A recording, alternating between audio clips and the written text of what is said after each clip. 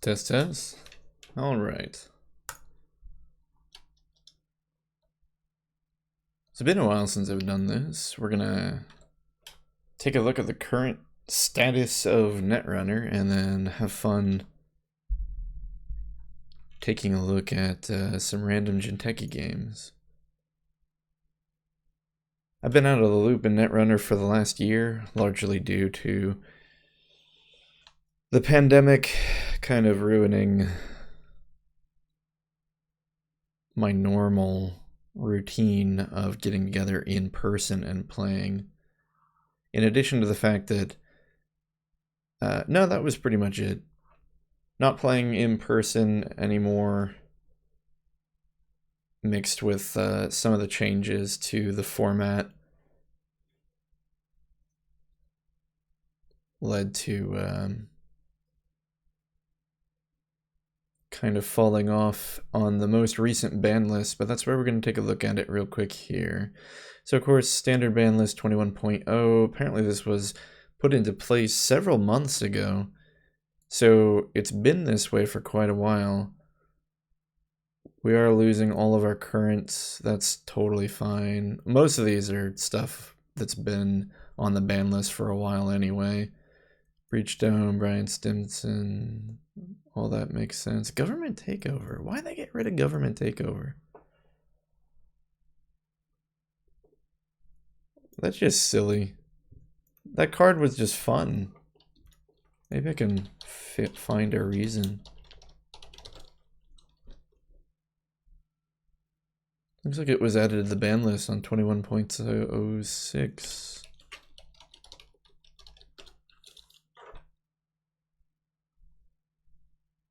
Both of these bans were targeting a specific archetype we felt was bad for the meta, being unduly slow and frustrating to play against. Oh, mass commercialization is banned? I'm actually okay with that. Mass commercialization is like an innocent enough card if you have a couple advanced cards, but I think it was like kind of just led to strategies where you just had everything advanced and then made a bonkers amount of money. It's kind of like Brian Stinson. Like, in a vacuum, Brian Stinson should be fine, but then he's just not in practice. So, although Stinson was way worse. But why was government takeover banned? Pursuit of 2 goals, making the win condition harder to achieve. Is this the card I'm thinking of? It's the one that's worth, yeah, a super amount of points. This was like a meme card. Why would they ban it? To achieve in the agenda suite less stacked against runner. We're sad to see such an iconic card go, but given the choice between this and Red Planet... No, Red Planet Courier should have been what they got rid of. This is a dumb card. Like, holy crap, this is a dumb card. This is just score any agenda you want.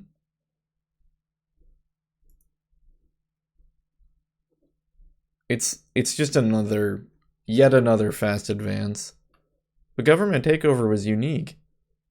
Anyway, we decided that the latter can be legitimate, though fringe, win condition in the absence of takeover. Yeah, no kidding, Red Planet Couriers is going to be fringe. Well, all takeover does when included in a deck is increase variance.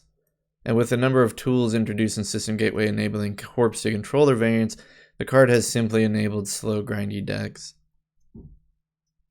Oh, whose fault is that? I shouldn't be so negative against Nisei. They've done a really good job. There's just some choices here and there that I'm a little sour about. I do agree, though, that where they say that government takeover just simply increases variance. But that's the reason why it wasn't a serious card. It was a card that was so swingy. Like, most people didn't really put it in the deck to score it. Most people just put it in there to like have as a agenda density reducing tool. And then the decks that actually did try to score it admittedly did use Red Planet Courier.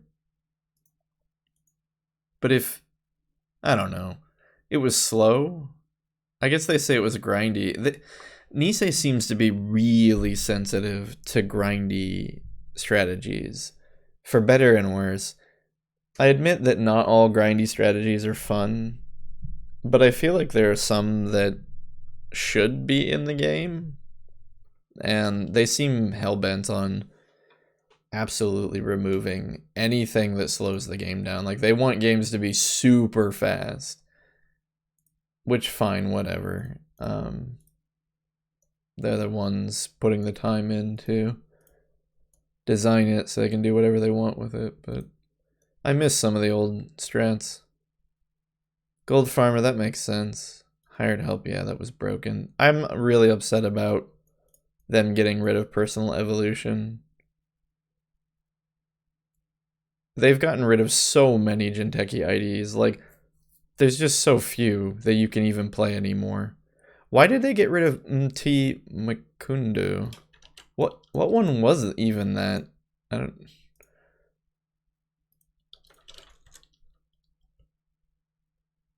Once per turn, when the runner approaches a server, you may install a piece of ice protecting that server in the innermost position, ignoring all costs. The runner is now approaching that ice. Was this one even bad?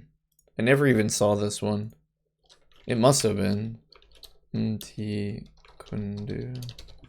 Am I spelling that right? No. They probably have a good reason for banning this one. I mean, even hearing that ability, it kind of sounds like the kind of thing that you would just... Like, you would just put horrible ice at the last second that the runner had to encounter. I'm not getting any good hits, though, as to why it was banned. Was this already banned? Was MT Kundo banned, like, back when FFG was doing it? Yeah, I'm not seeing anything. Anyway, this probably not helping me feel like there are no Jinteki IDs, though, anymore. Sensi actors, that makes sense. Project Vasher got banned. That's funny. Yeah, this was a dumb ID. Like, holy crap. You could stick these in your deck and just prolong the game by another 4 turns. It was a really good way to lower agenda density and basically be safe. Slot machine. Yeah, slot machine was tiresome. SSL endorsement, I guess that's fine. Oh, thank goodness. They got rid of Titan Transnational. This was just lightning speed deck. This deck was no fun to play against. Yeah, when you score an agenda, you may place 1 agenda counter on it. It was just dumb. Like, basically you score an atlas and you just win the game because you can chain your atlases together. Violet level, 1 Poa, Reclamation, Zealous Judge, that's fine. Runners, I'm glad to see 419 go. Aaron Marin should have never been printed. Same with Blue Moose. Clan Vengeance was dumb. Crowdfunding was dumb. GPI Net Tapper was dumb. Lamb was insanely strong. Liza Talking Thunder was insanely broken. Mars is for Martians, yes. Led to degenerate strategies.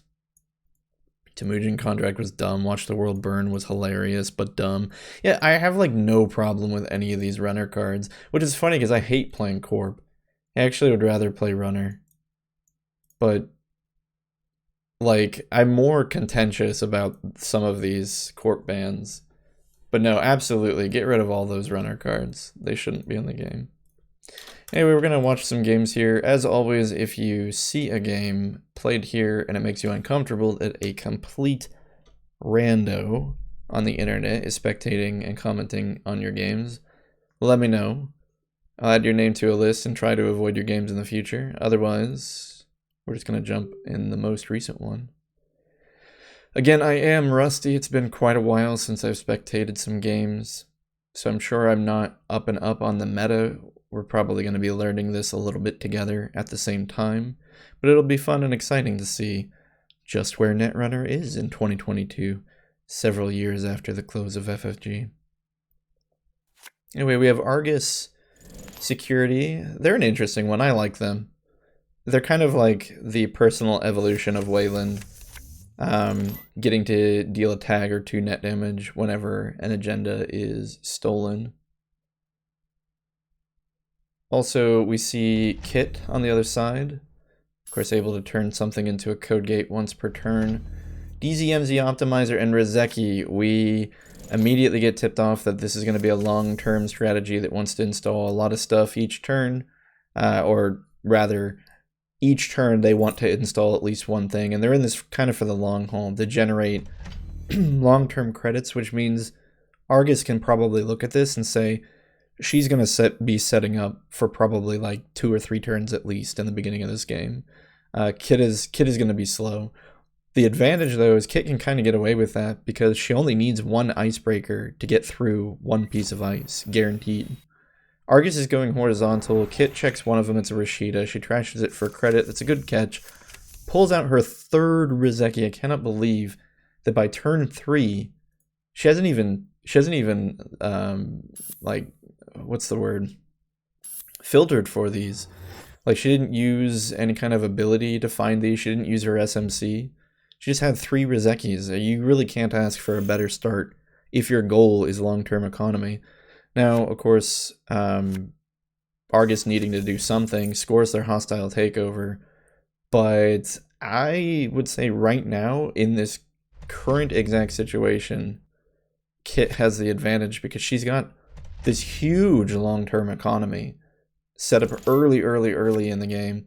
Not to mention hostile takeover, of course, giving Kit just a bad publicity to run and trash these horizontal servers. She runs and checks the next server. It's another hostile. She steals that. And yeah, now we haven't seen enough of Argus to know this, but if Argus plans on going horizontal, giving Kit the early bad publicity against a horizontal deck that isn't protecting their assets with ice seems really bad. Like, this is just going to be another credit. Oh, but here's maybe why. I see. So the plan was never to play this game long term, and this is fantastic because Kit is only going to get stronger and stronger and stronger as the game goes on, while these long-term economy just keeps giving her value. Argus apparently just wants to create a credit differential because they immediately economic warfared, and then looks like they hard-hitting news. Did they play this high-profile target? Deal 2 neat damage. I don't think so, but I might have missed this. I didn't quite catch that. Really want to know. No, they do. They use economic warfare. I'm not sure how Kit picked up a tag there, but yeah, she was hit with a value economic or high-profile target for a bit of meat damage. Still going horizontal, not really protecting anything with ice. We see a single surveyor? That's interesting. Usually you see that in a deck that wants to go vertical. The surveyor is weird. Kit just SMCs for Unity, which is going to have kind of low base strength. Or rather, its boosting is going to be low because there aren't a bunch of other icebreakers out. Not that it matters a ton. Oh, I see. She took a tag from Argus's ID ability. That's what happened. That's how he was able to Argus was able to high-profile target earlier. DZMZ second copy hits the table.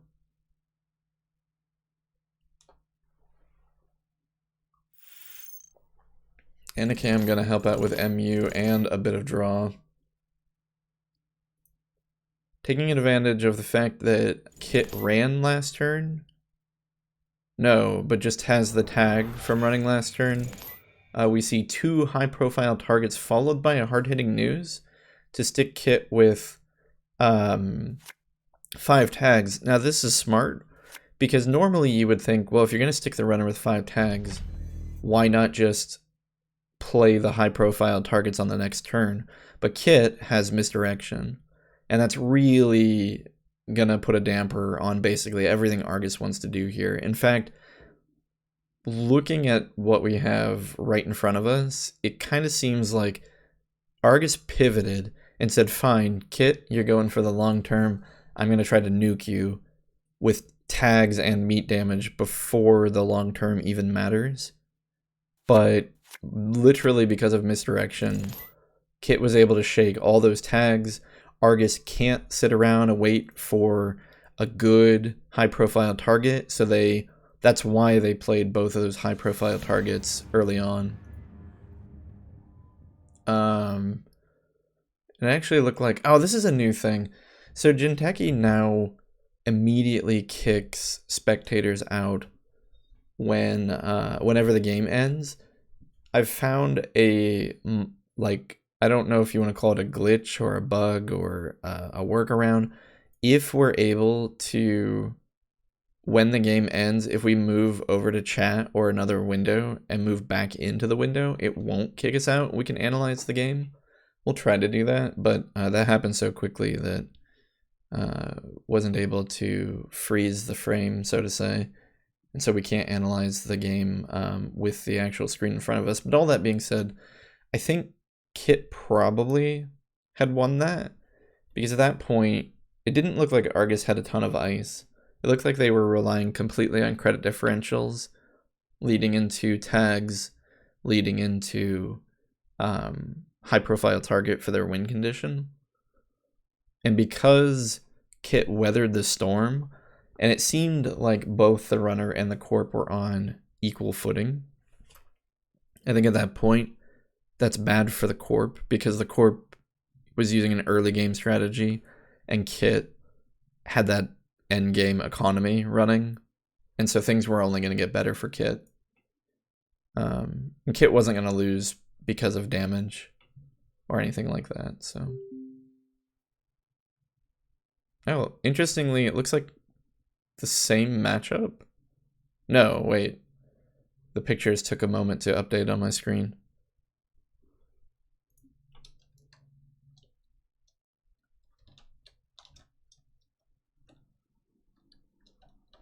Alright, so we have Smoke playing against Piranha Foods.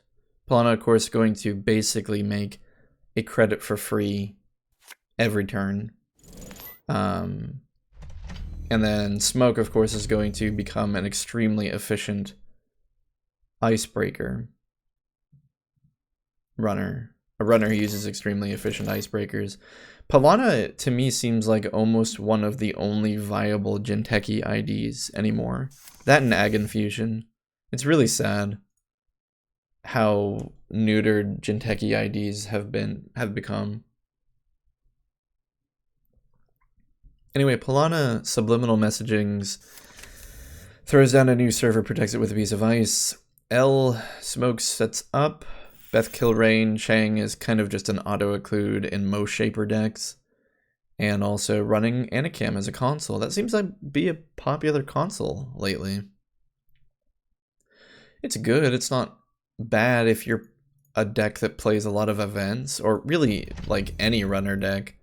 Because any runner deck is probably going to be playing things like Sure Gamble, an event here and there. So it probably draws, you know, even in a normal deck, maybe 2 to 3 cards. And then in a deck that uses a lot of events, it could draw even more than that. It's a little expensive at 3, because you only get the 1 MU. Yeah, it doesn't seem like a bad Shaper console by any means. It's pretty ubiquitous in that it probably fits in fairly well to a lot of IDs and strategies. Piranha Rashida's has a ton of cards in hand, also flips over Spin Doctor. So for some reason, they wanted to see a lot of cards. And even after spending one of their clicks to install the card, well, they even spent a click this turn to put Spin Doctor down and flip it. So they really wanted to see cards for some reason. They end up pitching 3 of them after installing a piece of ice on R&D and a piece of ice in that blank remote. That kind of signifies that there are... Oh, I see. They wanted to overdraw. Because that signifies that there are agendas and archives. And probably no agendas, or maybe only 1 agenda in HQ. Smoke takes her chances into HQ and checks it, but only sees a Kakugo.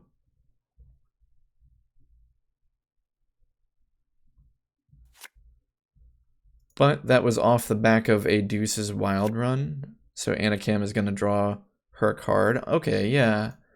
If you're using Deuce's Wild, Diesel, Sure Gamble, if you have 3 copies of each of those, that's potentially 9 events that you're going to play throughout the game that can get draw from Anacam. Polana puts a card in their blank remote. A Smoke has Paperclip. I've seen this before in Smoke decks, where there's not a particularly fantastic stealth barrier breaker, so they end up going in for Paperclip. Some Smoke decks, these seem to be rarer, but some Smoke decks don't even use stealth at all. I think I've seen this like once or twice.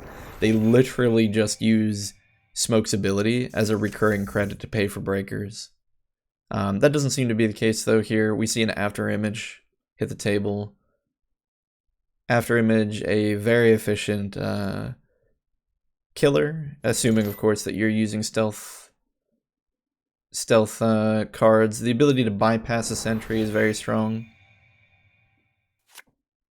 It's a little expensive to install though at 4. Smoke checks archives. What? Checks archives. Spin Doctor not popped, and we see 2 snares in the bin. Now, either Polana didn't draw agendas that they wanted to dump into archives, or they have agendas and they wanted to keep them into HQ for some reason. They were a bit poor, and you do need, 4 credits to fire snare? But even so, I feel like when I'm playing Jinteki, I love keeping snares in HQ. I like to let the runner think I've got agendas in hand and then keep HQ wide open and let them come in. But you do need money for that. And maybe Polana was feeling a bit pressured, like they didn't have the money to spend on snare. Still though, I'm pretty surprised that happened. Now Lacosta is revealed to be one of the cards in server 1. That's going to put a free advancement token on the card that is face down in server 1. Now, assuming that that was a 3-2, or sorry, not a 3-2, a 4-2, you would think Polana would try to score that, but instead they play Hedge Fund and drop a piece of ice in front of HQ.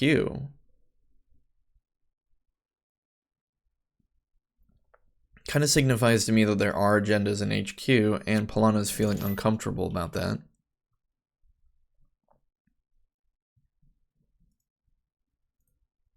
Smoke continues to just make money, set up. She's got her Netmarker down.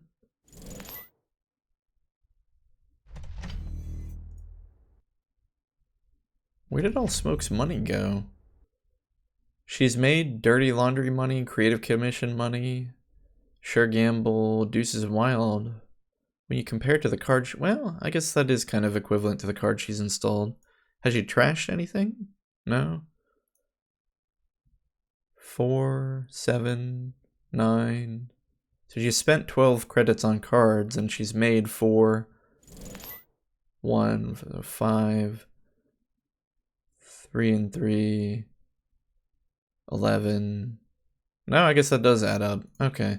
So Smoke's just basically spent her money installing her cards.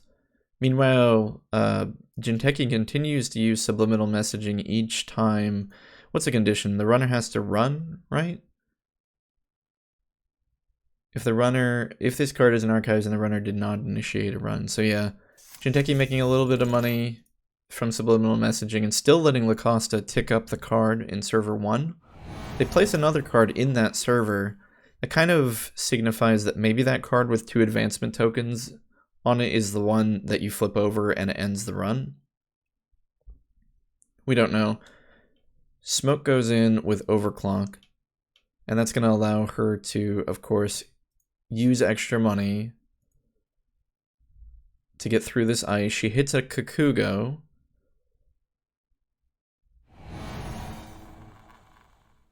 Breaks that with Penrose. Kakugo pings the new Shaper Ocalypse card, Deep Dive. Keeps going, hits Anansi. Anansi is tough because I think it has to be broken. It can't be bypassed with After Image. Because if you bypass it, doesn't it still do its damage? Whenever you encounter a sentry, and then this says whenever an encounter with Anansi ends, yeah. So she's incentivized to break Anansi. Now it wasn't cheap for Polana to res this, 8 credits. But it's a good sentry against After Image.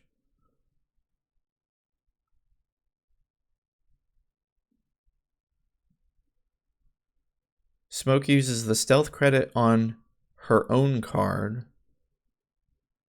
And then a stealth credit on Netrunner. Trying to boost the strength of After Image. Now she's saying that she has enough stealth credits to match Anansi's 5, After Image is 2, and each stealth credit spent boosts by 2. So yeah, she should be able to boost After Image twice, putting it up to 6. From there, it's just a matter of paying 2 more credits to break Anansi.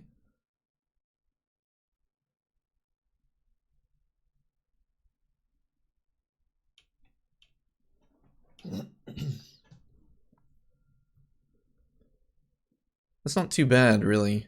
4 credits to get through Anansi, 2 of them coming from recurring sources. Wait, she spent 5. Oh, right, there's 3 subroutines. Okay, 5 credits. 5 credits isn't quite as good. That's actually a little... It's funny how the difference between 1 credit can change your opinion like that. But yeah, 5 credits to get through Anansi is pretty expensive. It's not like the most expensive, but it's also not the cheapest. Like 3 to 4 would be, to get through an Anansi, I think would be one of the better deals. But when you start getting up to 5 to 6, that's kind of mediocre to bad. Anything higher than 6 would be super painful. So Yomi Swam Master is typing a bunch of times to clear the chat log, because when Smoke passed Anansi, because they did the break manually, Anansi triggered and trashed 3 cards from Smoke's hand. Anyway, Smoke wants to just redo the click, so they're going to try it again here. Kakugo res, but this isn't going to work because Kakugo needs to ping the same card as last time, which it didn't now. It's now pinging Simulchip. So it's already different. The outcome is different. Smoke really should grab that Simulchip and throw the Deep Dive into the bin.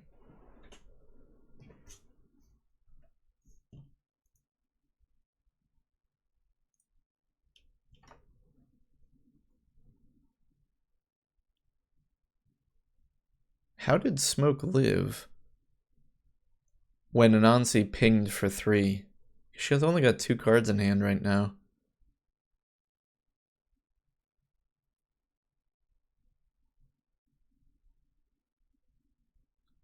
A little bit of Jinteki scramble here as we figure out the interface and how the 2 players want to resolve this issue. In the meantime, let's take a look at what we know is on the board now. We have a server with 3 cards in it. And because we're looking at Jinteki, we really have to assume the card with 2 tokens on it is an upgrade. It could be the agenda, and the face down card could be the upgrade. But I'd say we have a better chance of the double advanced card being the upgrade. Especially because of the way they rolled it out with Lacosta. At the same time, the double advanced card could be a 5-3. And Polana was expecting to score it on the next turn, letting Lacosta add 2 to 3 points onto it. But again, if it was a 5-3 and I was Polana, I wouldn't really want to leave a 5-3 with 2 agenda tokens on it in that server. Like, I would be really incentivized to just score it right out.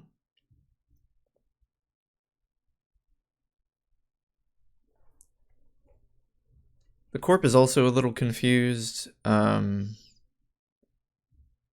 They said you had 3 cards before after it was broken, which we also had pointed out.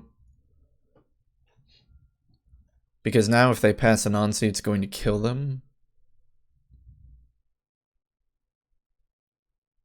And the Corp is pointing that out to the runner, that they only have 2 cards now, and they're confused because they don't know where the other card went.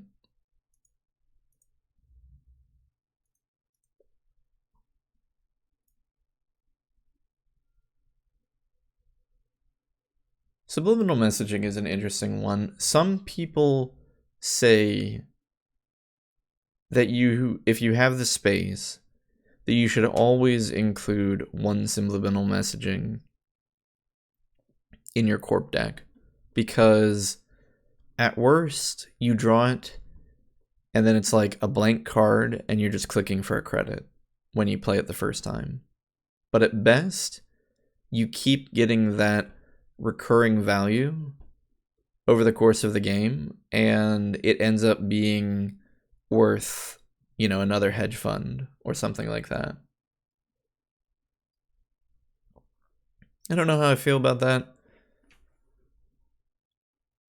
It's also, I think I'm more inclined to think it's a decent card if you're a Corp that wants to throw away cards, because then you throw away that extra copy of subliminal messaging and it makes you money essentially clicklessly. And that's pretty decent. Maybe that is the plan. Maybe you never actually want to play subliminal messaging like outright. Maybe you just... Oh, I'm stupid. Okay, that's right. It gains you the credit clicklessly the first click you use it. That's right. So at worst, it's just a free credit clicklessly. At best, it's like a free hedge fund clicklessly.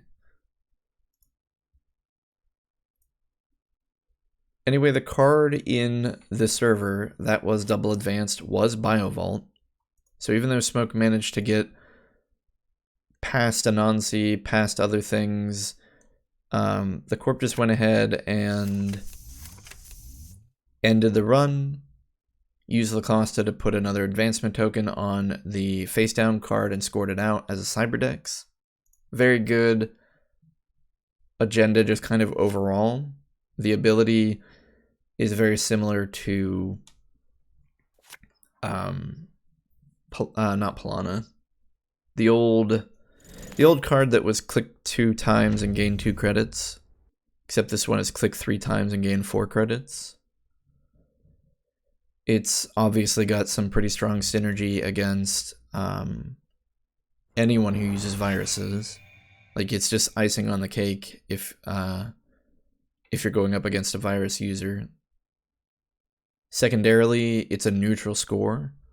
When you score it, you gain back the money you put into it.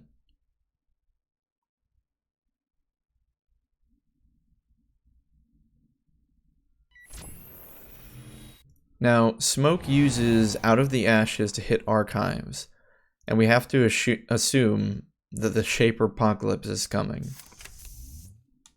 So she hits Archives, runs R&D, hits Kakugo, trashes her SMC in the process to make sure she's got the memory, which I'm a little confused why she did, because she still had the memory.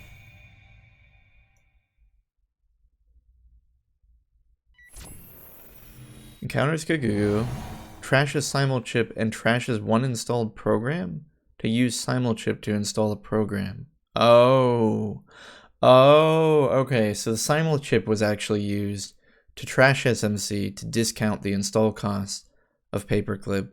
She goes into R&D, she goes into HQ, here comes the deep dive. Deep dive is going to see 8 cards on R&D, and because she used Out of the Ashes, she now has an extra click, and she gets to access any 2 of these 8 cards that she wants. It's very strong. It's a little bit like indexing, kind of. It accomplishes a very similar thing, because in indexing, you had to run R&D, you played indexing, then you ran back in, I think? Yeah, that's how it worked. Or no, you played indexing, which forced you to run R&D, then you reorganized R&D and went back into R&D 1 or 2 times. Now, you spend a similar number of clicks, arguably you spend more clicks to use deep dive, and you get a very similar outcome. But deep dive costs money, it's more click intensive, it's different than indexing, and in some ways kind of worse, but then again, in other ways it's more balanced, because indexing, like an early indexing, was really strong. Against a corp who didn't have any ice in front of R&D. Now, if you have a deep dive in your opening hand as the runner, you have to be able to hit HQ, R&D, and archives. Then you lose 2 credits, and then you only get to access one of the top 8 cards in R&D. Because chances are you're not going to have Out of the Ashes if it's your first turn in archives. Unless the corp is doing something crazy.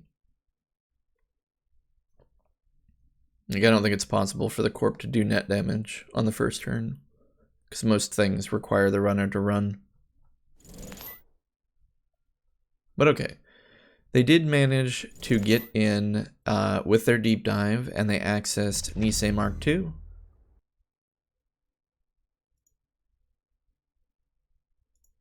Eight cards and only 1 agenda. You gotta think that's a little rough, or maybe one of them was an Obokata, or something they didn't want to steal, or couldn't steal.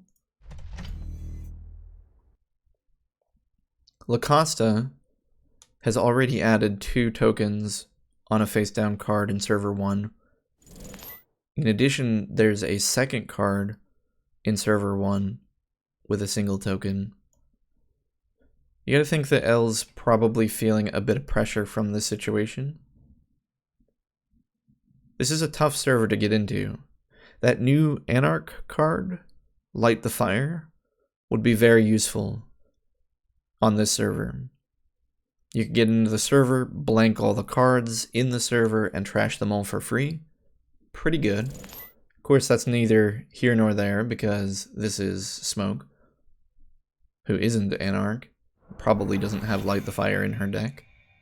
Now, she uses Out of the Ashes to check archives.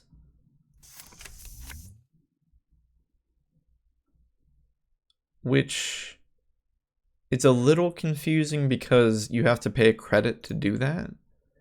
But maybe she didn't want to overdraw, wanted Out of the Ashes in her archives for the next deep dive run, and still wanted to see what was in archives. Still though, I think generally speaking you would just overdraw and then discard Out of the Ashes, but maybe I missed something there. Anyway, the second copy of Cyberdeck's Sandbox is scored, which is pretty brutal, because it's going to gain the corp 8 credits in total, 4 credits forward, since they had to, well no, 5 credits forward, because they only spent 3 credits to score that, because I'm assuming the Lacosta grid added the other advancement token on it. How are there three? Oh, I think this was an accident. Lacosta added an advancement token to itself. Anyway. Smoke uses Out of the Ashes to hit archives. Runs on R&D. Now going into HQ. Loses 2 cards from the Kokugo. We see an Overclock and a Netmerker. Not a big loss there.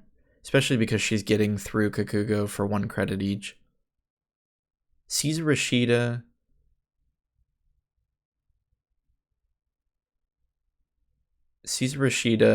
In HQ. Now this is strange. Yeah, I don't know how I feel about this. The Corp, mid-run, uses Spin Doctor to shuffle Snare and Snare into R&D, but that is not what they wanted to do, because after doing that, R&D is shuffled, which like guarantees that Smoke sees 8 brand new cards, and I think maybe there was 1 or 2 cards on the top of R&D that were still seen from the previous deep dive run. I could be wrong about that. Anyway, Smoke chooses to access Nisei and doesn't access anything else, mostly because there's nothing else here. Now there was the Obokata, but I don't think... Did she have the cards in hand? No, she dieseled afterwards. Okay, so didn't have the cards in hand to steal the Obokata. Yeah, if Polana wasn't using Obokata, the game would be over, because Smoke just would have accessed it.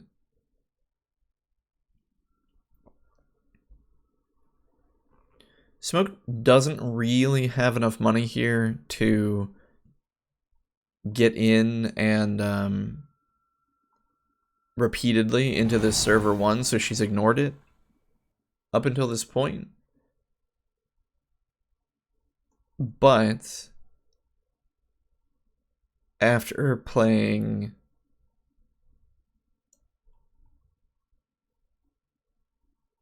Sure Gamble and Deuces Wild, decides to come in here, sees a border control, which kind of sucks. The Corp definitely going to let Smoke run through all of this before popping border control. However, Smoke has 4 credits on Netmerker. And if this is another... What's the name of that card? If this is another Biovault here, this triple advanced card? I don't know. It's kind of hard to tell when they're all stacked up like that. Smoke wouldn't be able to get in here. Now, you generally wouldn't triple advance of Biovault. So, probably what's going to happen is Smoke is going to get through Anansi. And then Polana's just going to use border control to end the turn. End the run, rather. Smoke will need to come through here again. But she can do it.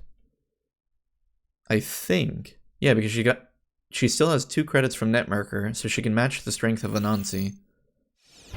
Oh my gosh, the triple advance card was a Biovault. That's heartbreaking. Because Smoke can't get in there now.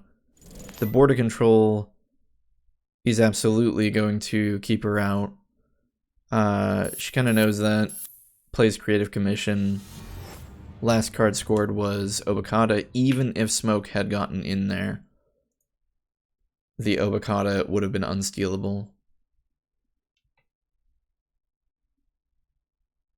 But they were kind of playing to their win condition, which is good, because they had deep dived the turn before. They knew what was on R&D. And so they had to try something. Another option might have been to try for an agenda in HQ, But I don't blame them for going into the remote server. I mean, given what was on the table, that seemed like the right call. The imp, though. When did she install this imp? Oh, let's go to another tab, and maybe we can get it so that it keeps us in the game when the players leave.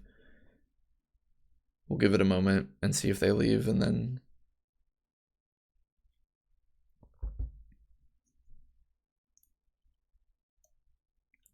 dang it. Oh well. The imp install from Smoke, I think, was a little questionable because Polana was using Cyberdeck's the Cyberdeck's agenda. So I don't know, that imp probably was a wasted click and 2 credits, but I didn't quite catch when they installed it. I think the idea behind it is you use Out of the Ashes to get into a server that has no ice.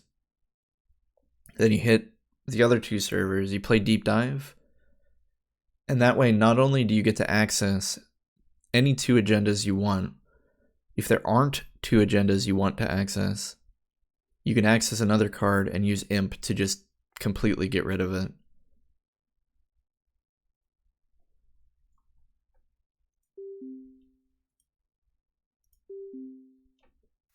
Oh, looks like we're going to see the same Smoke deck. Maybe we'll get to see it from a slightly better angle this time.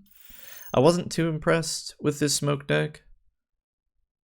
Then again, Smoke decks in general I feel like aren't usually very interesting, because they usually just end up being a deck about piling credits on Netmarker and then efficiently breaking everything. There's not a lot of interesting interactions, but we'll see here. Okay, Rashida used by the Corp on turn 2. Hansei review. Gain 10 credits if there are any cards in HQ. Trash one of them. It is Smoke versus the Jinteki ID that gains a credit if there is a face-down card in Archives. There are really only 2 reasons that you play this ID over Polana. One of them is that this one has a smaller deck size, so you can be more efficient, you can be more consistent.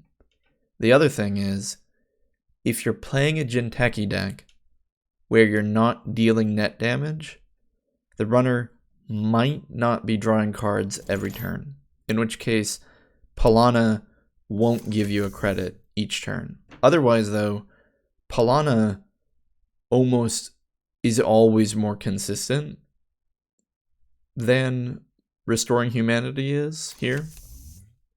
But again, if you're playing Restoring Humanity, there is some logic in using Hansei review.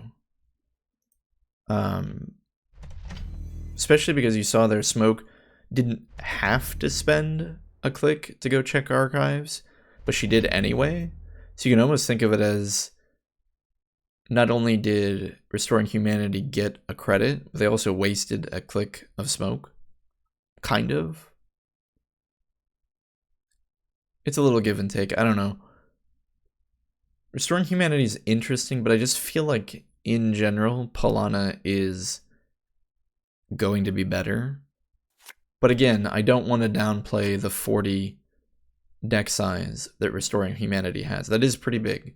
So if you want to move quick, you don't want to focus on consistent net damage, then I feel like Restoring Humanity is probably the way to go. But if you want to do consistent net damage where the runner is definitely going to be drawing cards every turn, Polana is the same exact ID, just way more consistent. Anyway, Restoring Humanity is building servers up and honestly just scoring out right in front of Smoke. Smoke is trying to set up, and that's one of the biggest disadvantages of the Stealth Breakers, is the amount of time it takes to get the system online. Polana is doing exactly what they should be doing, or sorry, not Polana, Restoring Humanity doing exactly what they should be doing, using their Lacosta grid to get easy Cyberdeck sandbox scores, in addition to just making money off those scores. Now we see another card go into server 1, a Spin Doctor laid down and rezzed. 2 cards drawn off the Spin Doctor res. We'll have to see what Restoring Humanity wants to do with their last click. But if that card in server 1 is another agenda, Smoke needs to force some kind of action out of Restoring Humanity. And the problem is, she hasn't. Restoring Humanity has 17 credits. So whatever they want to do with the cards they have on the board, they have the money to do it. Interestingly, an upgrade gets played on Archives. I wonder what that would be. It could be something like as simple as a Hokusai grid. Although I really wouldn't feel like that fits in the theming of the deck. I feel like it would probably be something else. Anyway, Smoke plays SMC, Mantle, and then overclocks into R&D. In response, Restoring Humanity reses the R&D ice, revealing an Anansi. SMC pulls out After Image, helped to be paid for with overclocked money. Now, Smoke does have 2 stealth credits, one off Taka, one off Smoke, well, and a third one off Netrunner. I forgot that Netrunner is going to gain a credit. So she can boost to match Anansi.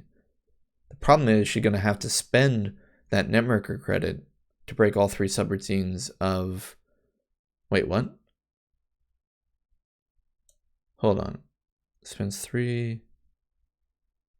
Spends 1... Pays 1 from Taka, 1 from Netrunner to use After Image to break all 3? Oh, I totally missed this! After Image breaks 2 subroutines per credit spent, so it is only 4 credits to get through Anansi. Yeah, and so I was wrong earlier when I said it was 5. Okay, it's definitely back in the category of being a pretty good Anansi breaker. Anyway, they get into R&D, they don't see any agendas, and what happens on the next turn? Restoring Humanity triple advances their 3rd Cyberdeck sandbox, making them quite a bit of money in return. Smoke kind of looking desperate, diesels, clicks for 2 credits, and dirty laundries into R&D. She's able to do this by spending more Smoke credits, stealth credits rather, to break clean through, but now she's got 0 credits in total. Accesses an Obokata protocol, decides to go ahead and take all the net damage to steal it, which in this situation is the right call. She needs something. She needs to slow the corp down. She can't give the corp more cards. And you can really see how lightning quick this Restoring Humanity deck is. And this is what I meant about the 40 deck size being the real reason you play this ID, because they've only triggered their ID ability like once this whole game.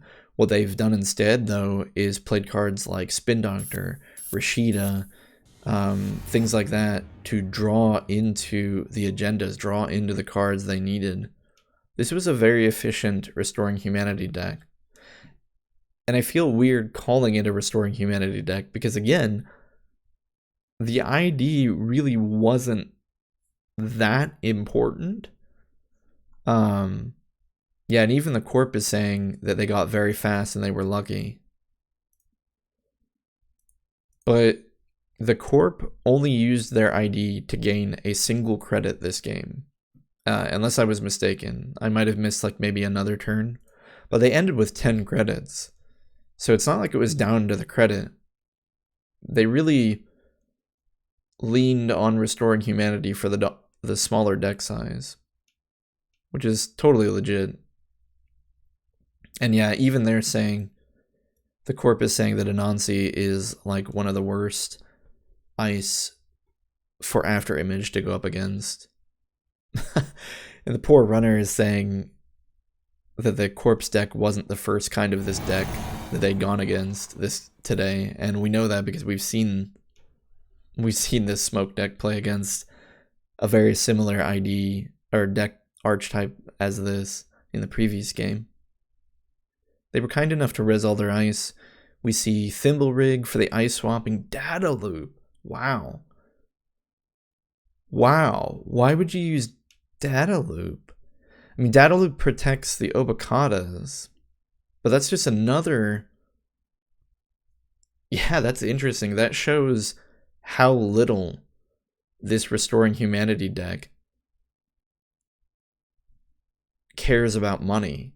Because if you have a Data Loop, the runner is absolutely going to be having to draw more cards. And Polana would be firing like every time the runner wants to go through Data Loop. So really this ID, I think that reinforces the concept that this ID was used primarily for the smaller deck size. The Cyberdeck's Virus Suite on Archives makes a lot of sense. Because it's kind of like saying, you know, hey, if you're going to go into Archives, you're going to make me a lot of money off of Cyberdeck's Sandbox.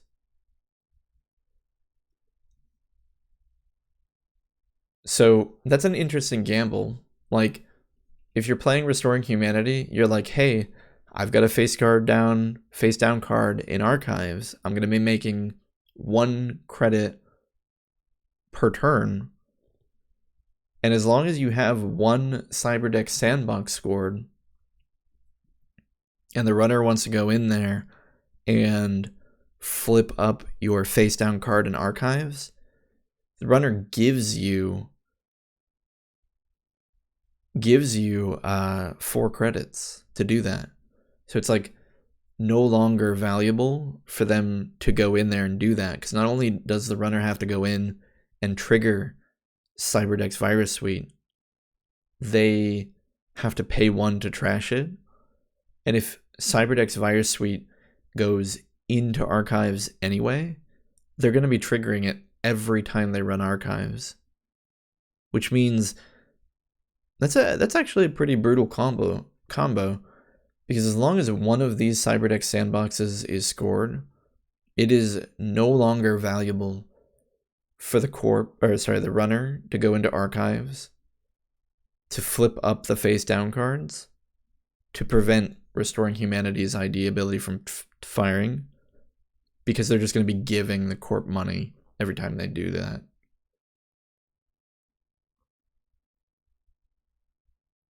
Border control was just going to make it that much harder to get into the Costa Grid server. The Costa Grid is kind of like Jinteki's Sansan.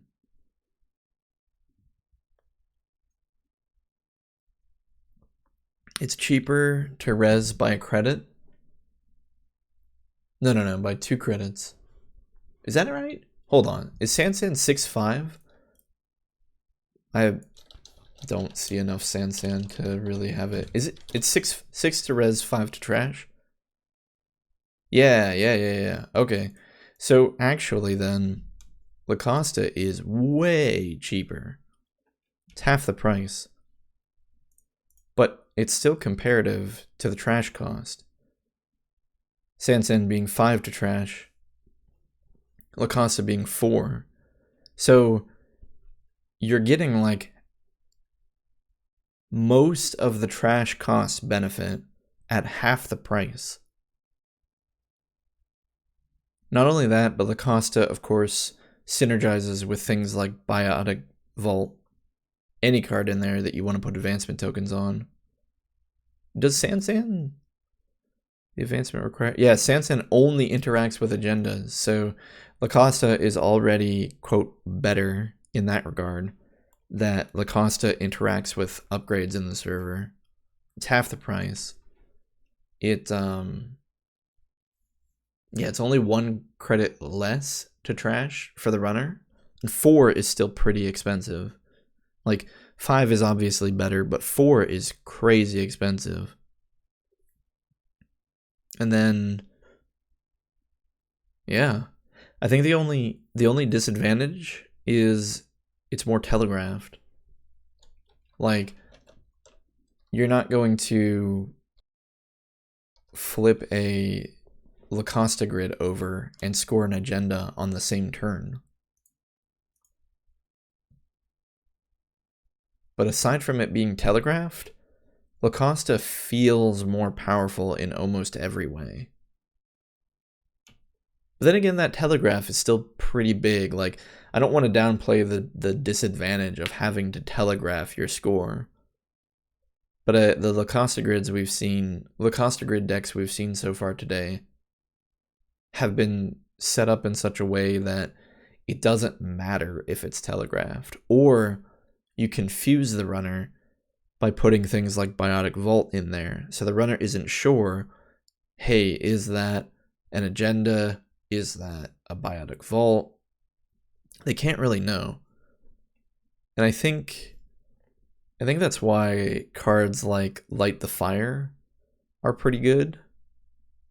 They're a good addition to kind of the current meta of the game, because there almost just needs to be, oh, I don't want to watch another smoke game. There's too many smoke games. There almost just needs to be a way to like clear out those servers in a more reliable fashion. And Anarch now has the answer. Looks like a Sunny deck. We're coming in here late on turn 7. But I think this one is absolutely worth watching. You don't see a lot of Sunnies. Wow, though. How did this game reach this point? The Corp has already lost. Like, so here's the thing about Sunny. She is, without a doubt, one of the most threatening, fearsome icebreaker runners in the game. In that, if she gets her data foldings down, if she gets her Rezekis down, if she gets her, where is it? Oh my gosh, she already has the security nexus down. Once the breakers hit the table, they're like every single server Sunny can just walk through. The problem with Sunny is getting to that point. Like no self-respecting corp should ever let Sunny reach this point. Least of all, let Sunny reach this point having scored 0 agendas. Like, what on earth was happening in this game? That no agendas have been scored, and somehow Sunny has 3 data foldings and 2 Rezekis. The only thing I can think is we see a white hat here. It's possible that Sunny forced some agendas to be shuffled back into R&D, but that is like no excuse. We're on turn 7. This is Restoring Humanity. Do you remember how I was talking endlessly in the last game about how Restoring Humanity, you play Restoring Humanity because you want to move quick? Like, okay, we do at least see an Obokata scored, so we have something. Sunny goes in there into Archives to both turn off the effect of Restoring Humanity's ID, but also to enable the condition of White Hat. She White Hats again. She reveals all cards in HQ. We see Send a Message as an ID, I-Key, and Ice, Snare, not what you want to hit, and Hansei Review, an economy card. Now, it looks like we're going to shuffle Hansei Review and Snare in R&D, and this is perfect. This is a great move by Sunny. She shuffles those in because she wants the ID, or she wants the agenda in HQ. She runs HQ, but she has Security Nexus. Conan is an interesting... Now, wait a minute, though. This is a slight misplay on Sunny's part. Conan is very interesting ice in that it's mythic, but it does nothing when there's no other ice res. Sunny used Security Nexus to... what happened here? Sunny used Security Nexus to bypass Conan, and she paid 2 credits to boost the trace. But yeah, here's what she should have done. She realized her mistake. She just goes right back in. They play a side game They're both going to bet 0, though, because Conan forces the runner to encounter another piece, and this is very important, of rezzed ice. Conan does absolutely nothing when it's just there on its own. Or Conjin? Am I saying this wrong? Conjin. Let's get the spelling, make sure I have this right. It's hard to... Yeah, it's Conjin. Anyway, Conjin does nothing. If it's kind of like the... Oh, there was another ice that did nothing if no other ice was red. Was it Ravana? The HB ice that gains subroutines from other ice. Am I thinking of the right one? It doesn't matter. The point is, Sunny didn't need to spend those 2 credits, but it really doesn't matter. She's making 5 credits a turn. So she hits Aiki both times. That feels bad. That's a 1/2 and a 1/2, so we take 1 times 1 is 1, 2 times 2 is 4.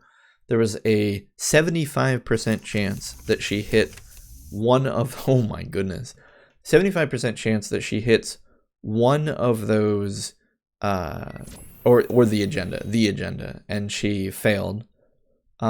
She now installs all 3 of her breakers and decides to go ham here into this super server. Now, this may be reaching just a bit, largely because, oh, I missed the cloud chip. Okay, no, this isn't reaching at all. So she uses the security chip, which gives all her cloud breakers +1 strength for each link Sunny has. Sunny has 3 link, so she's going to be able to pay probably about 2 credits per ice and break each of these pieces of ice for 2 credits. She hits the data loop, has to put 2 cards on top of R&D, which kind of signifies that there is an Obokata in server 2. But that's okay, because Sunny just wants to get in here and confirm that, wants to force the corp to res some ice, you know, anything like that. A Hokusai grid. Fascinating. Sunny needs to jack out. She can't take the net damage from the Hokusai. So she does. She jacks out. Very fancy move from the corp. I wasn't expecting something like that. I like that. Yeah, that's pretty neat. I've used data folding or data loop to secure Obokatas like years ago. I went through a whole phase where all of my Jinteki decks used data loop, but I kind of stopped doing that because it's slow and expensive, and it doesn't work against a really, well, it doesn't usually work against a smart runner. I'm not saying that Sunny here isn't smart. I'm just saying that, like, in general, I feel like data loop it can be played around quite a bit. It is expensive and slow. That all being said, the Hokusai grid behind it is pretty clever because it protects everything else in the server if the runner has 0 cards in hand. Of course, if the card in that server was an Obokata, the runner wouldn't be stealing it anyway, but... Oh, I know why I didn't do this Hokusai combo, because back when I was using data loop, I used personal evolution. So if the runner had 0 cards in hand to hit an agenda, they died anyway. Anyway, I'm getting ahead of myself, or rather behind. Send a message was scored by the corp, so they went ahead and res their border control for free. It looks like Sunny's coming into HQ a couple times. Send a message was stolen from HQ, which the corp then uses to res Thimblerig for free. Sunny goes back in, they play the side game, they're both betting 0. The corp has 0 credits anyway, so they really can't bet anything. It looks like the 3rd copy of Send a Message is revealed. Sunny steals it off the top of R&D. Not quite the top, though. She used Turning Wheel to access 2 cards. One of them was a Spin Doctor. She trashes? No, leaves the Spin Doctor? No, pays 2 to trash Spin Doctor. Why is there no Spin Doctor in the trash? Oh, because Spin Doctor was used to recur Spin Doctor. The last send a message is used to res Ike for a single credit. Feels kind of bad to have send a message used on a 1 credit piece of ice, but that might be actually why the corp is using data loop, or vice versa, why the corp is using send a message. Send a message can be used to res these expensive data loops for free, whether or not they score the send the message or the runner steals it. Now, we're technically looking at a game where both players are 6 and 6. It's down to the game point. But I feel like Sunny's got this, because Sunny's cranking out 5 credits a turn. She has these 2 rogue tradings on the table. She doesn't even care. Like, she hasn't even needed to use them. Technically, she can take these rogue trading credits and then shake the tag with Citadel Sanctuary. She hasn't even had to. She's got all the money she needs. If she has another one of these security chips, she can throw it down to get through this super server again. She's got Security Nexus to bypass a single piece of ice a turn if she needs to. There's just a lot here going for her. She has everything. She can get into any server. She has the money to do it. The corp is poor. The corp has basically revealed all of the information on the board in the form of ice, sans this singular face down, presumably upgrade card. Sunny has the multi-axis with turning wheel. Realistically, at this point, Sunny probably just hits R&D a couple times, maybe even bounces off Thimble Rig for free to get turning wheel counters, and goes for a deep dig in R&D, and if the corp ever installs anything over here, Sunny just runs it. And each turn that passes is like the noose tightening around the corp, because each turn that passes, Sunny just gets to rake in 5 credits, 5 credits, 5 credits for free.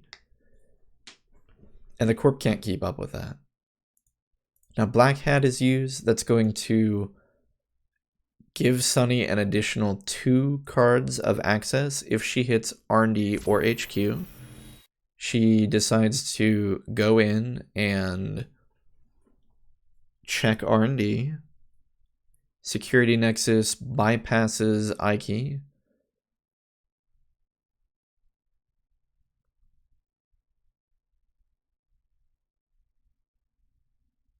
We see a ton of cards. 1, 2, 3. Oh, she used Turning Wheel to also access an additional card. Snare is revealed. The corp pays to use Snare.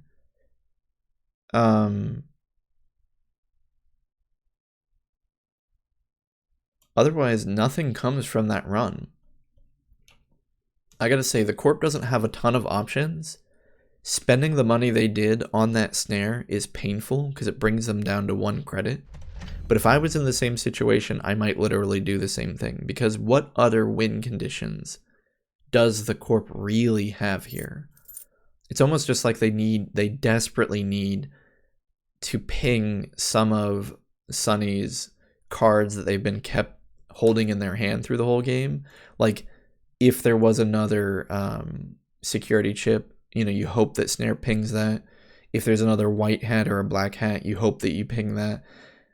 It pinged Rogue Trading and Sherman. Those are bad values, but the Amakua is something. If Sunny threw down the Amakua and just started getting virus tokens for free, I feel like that would be a pretty big... Like, Sunny's already unstoppable. She doesn't need Amakua, but if she decided to put Amakua down, it would just be one more thing that the corp can't do anything about. So it's something. Sunny just decides to take money off of Rogue Trading, shakes the tags with Citadel like we were talking about.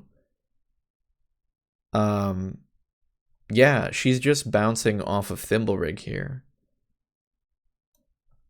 taking money off rogue trading and bouncing off of Thimblerig to get turning wheel tokens. And this is the lockdown that we were talking about. The corp has lost at this point. There's nothing the corp can do. They are under an R&D lock. They can't keep Sunny out of R&D. Thimblerig is a free bounce right now. Realistically, probably what should have been done is Thimblerig should have been swapped for Data Loop, and then Thimblerig should have been swapped again for either iKey or border control, probably border control, because that way at least Sunny can't just bounce for free turning wheel tokens. Border control would force Sunny to be giving the corp money. Data Loop would force Sunny to put cards back on top of her deck, and iKey would of course deal net damage, but the Thimblerig is a free bounce. Now, we see a bunch of money come back into the corp's hands, and that was off the back of Hedge Fund and Hansei review. And a new piece of ice protecting HQ. Sunny still, though, really doesn't care here. We see the iKey revealed on R&D, which is what I had guessed it was, simply because when the corp put it there, they only had a single credit. And so it was very likely that it was either an iKey or another Thimblerig. Sunny, again, though, she really does not care. She bypasses the iKey. She's gonna just break iKey with Striker. Now, it is 4 credits, which is a little expensive, but it's sometimes like that when you're facing against iKey. She accesses the top card. It's an NGO front. She pays a credit to trash. She didn't use the turning wheel, but she's primed now. Oh, I see. Okay. She wanted to go in. She's going to play Black Hat for a trace to access 2 more cards. Then she's going to go into R&D, use all the turning wheel counters. Oh my gosh. Does it off the back of a Divide and Conquer? Really? A Divide and Conquer coming out of Sunny. I've never seen that. But okay, so she's got the multi-access from Black Hat. Divide and Conquer is going to get her into R&D. She spends all her turning wheel tokens. She's going to see, oh my goodness, so many cards. 1, 2, 3, 4, 5, 6, 7 cards. 8 if you count the NGO front that was trashed earlier. But it doesn't matter.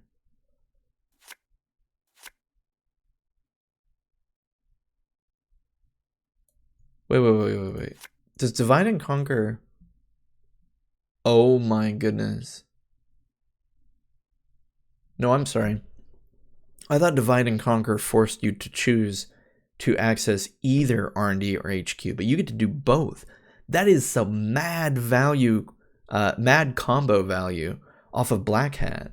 That means you're accessing 2 extra cards from HQ and 2 extra cards from R&D. That is a pretty sweet combo. Because Black Hat applies for the remainder of the turn. That's pretty cool. Sunny honestly should have won there. She accessed 8 cards from R&D and 3 cards from HQ, which I think the corp only had 2 cards. She has seen so many cards. Like, so many cards. Where are the agendas? Like, the corp only has 12 more cards in their deck. We see 3 points, 3 points, 3 points, 3 points, so there are 12 points on the board. Where are those agendas? They must, like, all be on the bottom of the deck. Because a 40 size deck is what? 18 to 19 points. So if we see 12 points here, and if we assume it's 18, I think it's 18. Or is it 19? I'm going to go with 18 for now. If I'm wrong, I'm sorry about that. But if it's 18, that means there are 6 points somewhere. They're probably both Obakadas. Oh, and I didn't think about this. Did Sunny access R&D with 4 cards in hand? Because if she didn't, she wouldn't have been able to steal the Obacadas. Anyway, she's going back into R&D. There is a Kakugo, but it doesn't really matter. She just bypasses it with the security nexus. Unlike Dataloop, which does fire its on-encounter ability when Sunny bypasses it with security nexus, Kakugo does not, I believe. No, wait, she didn't bypass it. Maybe Kakugo does. It says when the runner passes Kakugo, do 1 net damage. Does that count if you bypass it with security nexus? I actually don't know. I thought it didn't. Let's see here. No, it's not going to be under Kakugo. It's probably under security nexus.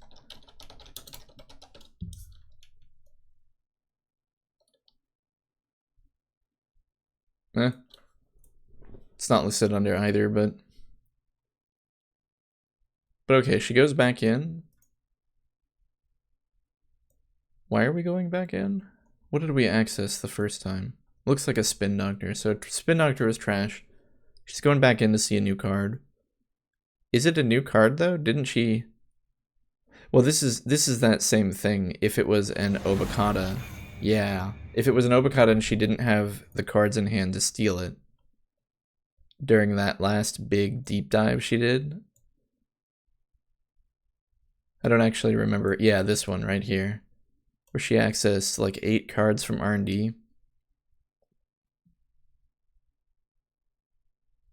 Oh no. Okay, so here's what happened. I missed this. She hit a snare in HQ. Does Divide and Conquer force you to do HQ first? It does. So she didn't have a choice. Interesting. Okay. I want to see this runner again. We're going to watch this runner again, but really quickly I'm going to sum up what happened. She had to hit HQ first. She hits HQ, hits a snare. The snare knocks 3 cards out of her hand, and when she does that super run on R&D and sees 8 cards, she no longer has the cards in hand to steal the Obacata.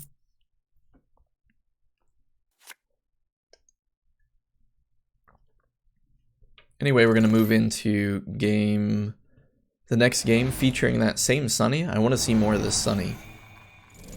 Against Asmari EdTech. Asmari is going to name a card type each turn, and if the runner plays or installs that type, Asmari gains 2 credits. Sunny runs the open R&D and top decks a Send a Message.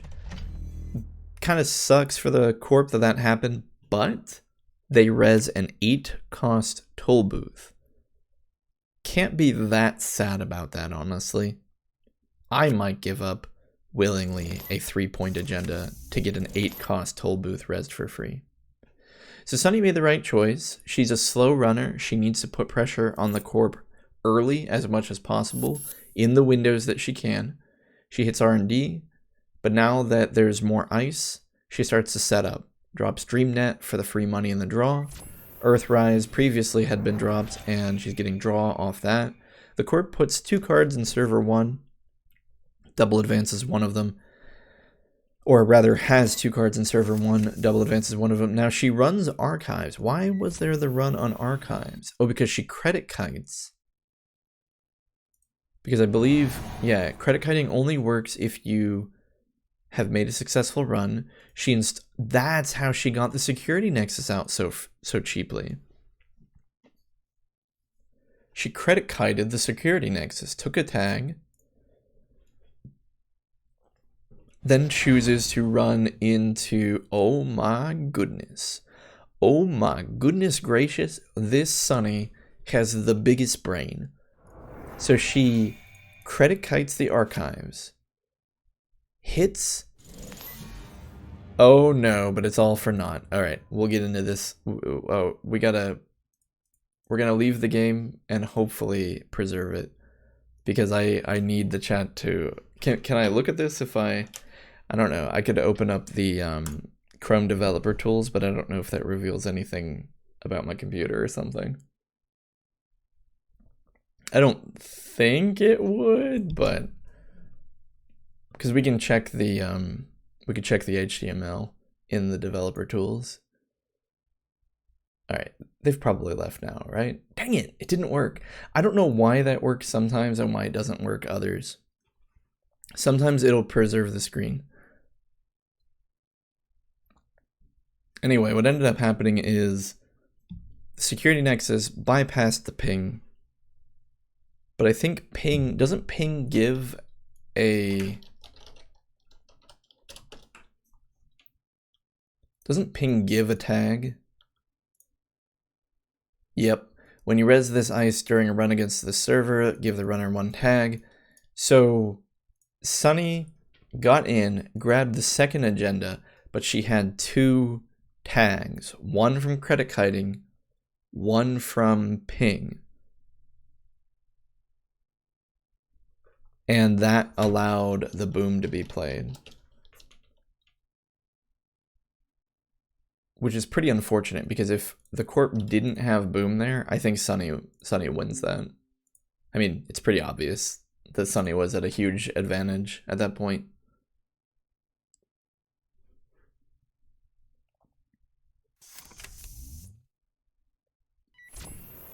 Alright, we have Hyobu Institute versus Hoshiko Shiro, who uses Chisel. Interesting.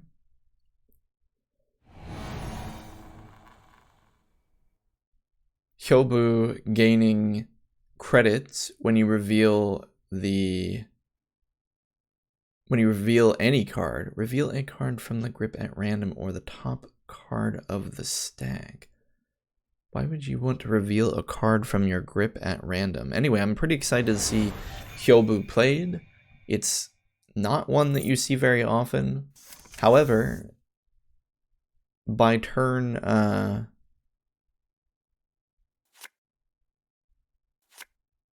5, it seems, we see a Nisei stolen, only a Palisade res.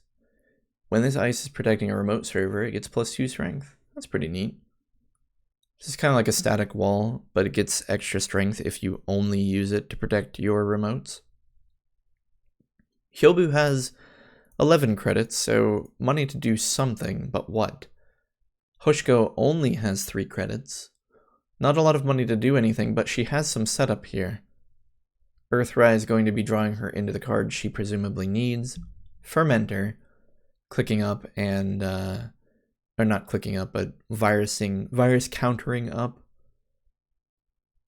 Potentially being available when she needs a large amount of money. Cleaver is interesting. I've been trying to use these hack and slash breakers recently against a friend of mine. They're fun. If you need to boost them, it's super painful. But if your deck relies on lowering the strength of ice, which Anarchs are pretty good at, they're a very cheap alternative to breaking ice. Hoshiko decides to run into HQ, hits a snare. Frankly, that's not the worst time for her to run into a snare. She had a hand full of cards off the back of using Earthrise. Earthrise kind of overdrew.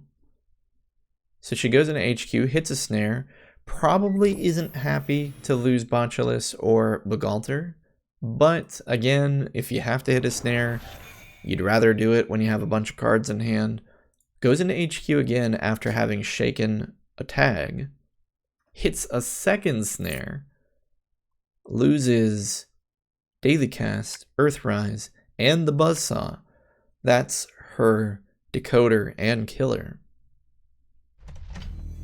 So, she had the full suite in hand, probably doesn't anymore. She keeps that tag, but understandably, the corp down to 3 credits after having paid 8 to use both those snares, chooses not to trash her single power-countered Earthrise Hotel, and instead draws 2 cards and installs a card in server 1, Hoshko dirty laundries into HQ once again, finally doesn't hit a snare, uses the dirty laundry money to place your gamble, and shakes that last tag.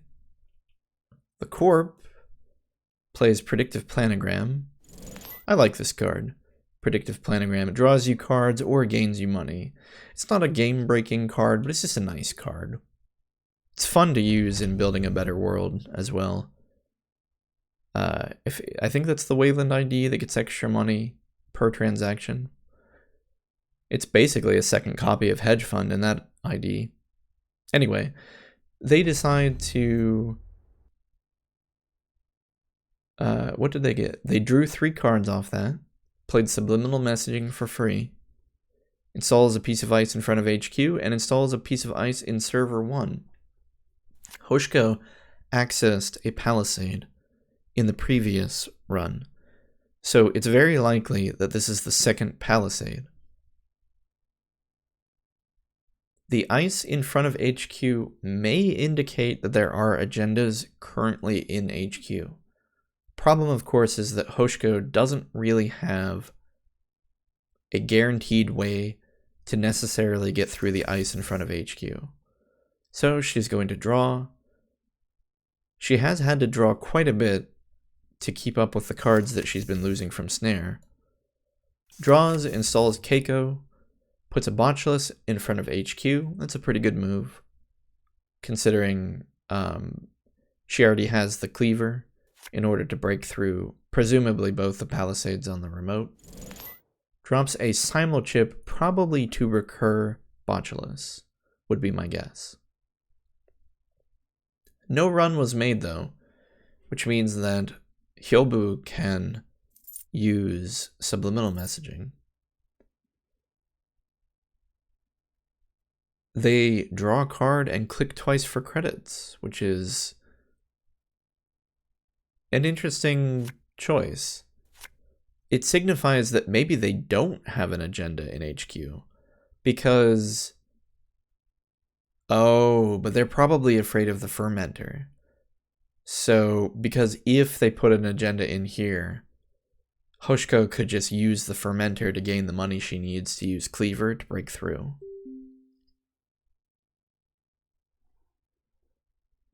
So, at this point, they may be waiting. Oh, okay. And yeah, Hoshko, I was going to say, the next turn would probably be a really good turn for Hyobu to purge.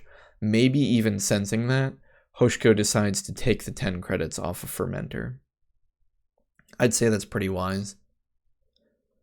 Because Fermenter takes a credit and a click to put down on the table, it's essentially like clicking twice for 9 credits, which is pretty good.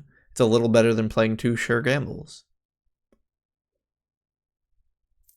But, again, no run was made, so the Corp will gain yet another credit off of Subliminal Messaging. They click twice for credits and install a 3rd piece of ice in Server 1.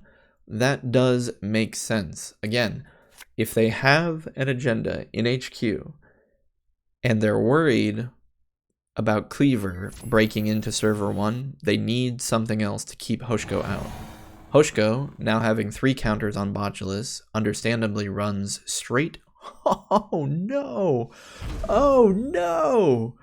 Runs straight into HQ, but it's a magnet! Oh man! Okay, so all 3 of those counters on magnet mean nothing, because magnet blanks the text on all ice, or not ice, blanks the text on every card that is attached to it. Hoshko has to bounce off of that server and then puts a Botulus on the R&D ice. The Corp needs to leave, so we have a moment now to kind of analyze this a bit further. Now, I'm a little surprised that Hoshko didn't use the Simul Chip to trash Botulus here on this magnet and install it again over here. I don't know if maybe she's holding that Simul Chip maybe even for the chisel. Because one nice thing about chisel is that it not only trashes ice once it has enough virus counters to match the strength of the ice, but it of course can be used as a reliable way to lower the strength of an ice if she's worried about having to pay to break it, having to pay to boost her inefficient breakers here, especially Mimic, which can't be boosted. She lost her Bugalter, which seemed to be a backup sentry killer, probably in any instance where she encountered a high strength sentry. Because you can run into a barrier with Chisel a couple times, and it's usually not a big deal. Because barriers typically just end the run. There are, of course, exceptions, but you can drop a Chisel on a barrier, bounce into it, and then get it to trash that way. You can't really do that with a Sentry. Sentry is going to hurt you every time you bounce into it. Mimic can't be boosted, which means if you don't have the answer or the strength to go against a high strength Sentry in the moment you encounter it, you're probably going to be in trouble. Which I would guess that Hoshko only has this one Bugalter. But then again, we look at her discard pile and there are no other outside influence cards. So maybe there are two.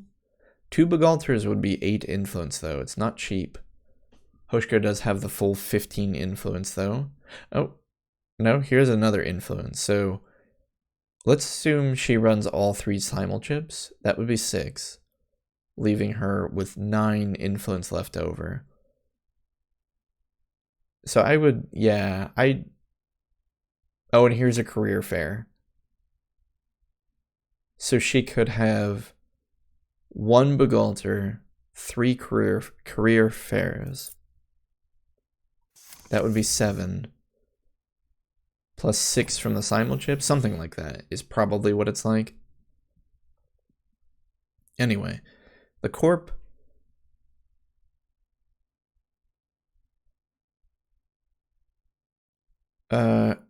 Oh, right. I totally forgot. Grip is not the same thing as HQ. So the corp goes ahead and looks at one of the cards in the runner's hand, and they gain a credit for doing so. They also put a card in server 1 and planogrammed for 3 credits. Hoshko is going to go right in there. She sees an engram flush. I thought engram flush was banned. Did it get added back to the unbanned? Huh. We'll have to look that up in a moment. Anyway, Devil Charm was used to immediately drop the strength of engram flush to 0. It had been chiseled with the simulchip. Cleaver is going to be able to cut through each of these palisades. Now, it is a little expensive because unfortunately Palisade is just outside the range of Cleaver, which means it's going to be 3 credits to break through each of these. Otherwise, it would just be a single credit for each. But Hoshko had the money to do it, finds a vulnerability audit in the server, putting her up to game point at 5 points. Assuming, of course, that Hyobu doesn't run something weird like House of Knives or something. Which I guess is possible, but I don't think would be very likely. So, kind of a little bit by the skin of her teeth, Hoshko managed to get into the server, steal the agenda, and managed to get out without really suffering any negative consequences other than she's down to 2 credits. Corp responds by putting a card in server 1, Hyobu's for a credit, and clicks for a credit. Hoshko clicks up a bit For money, M drops a career fair. So there is that second copy of career fair. Very likely there is a third that accounts for 3 influence. 4 from Begalter makes 7. 2 from the Simul chip makes 9. So there's 6 influence unaccounted for.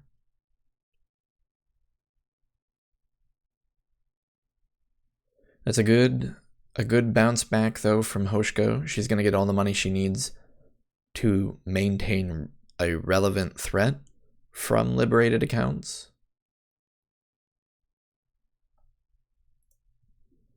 There might have been a chance of the Corp sneaking out an agenda in server 1 if Hoshko hadn't had that economy readily available.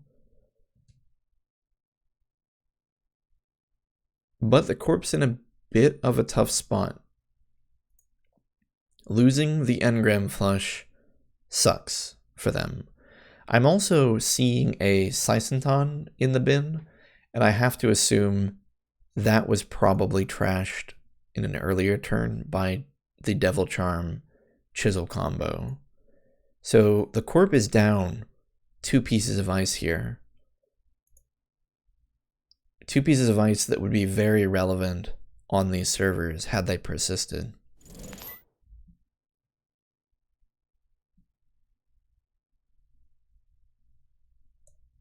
Since Hoshko didn't run, since Hoshko didn't run, the Corp is able to get a single credit back off of Subliminal, but they're playing slowly here, and I think it's because they have a couple hard decisions to make.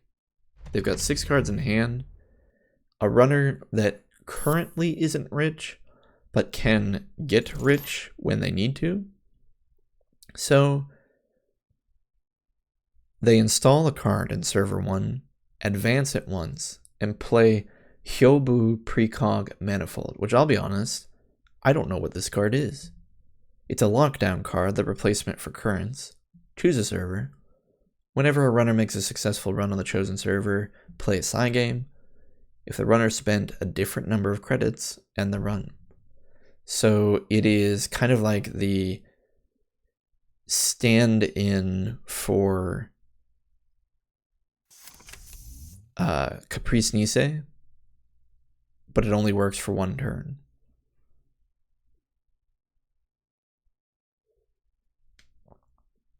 Kind of seems like it's a pretty good chance then that the card in server 1 is an agenda. If the Corp guesses correctly and the runner doesn't match the number of credits, there's a good chance that Hoshko cannot get into that server twice this turn.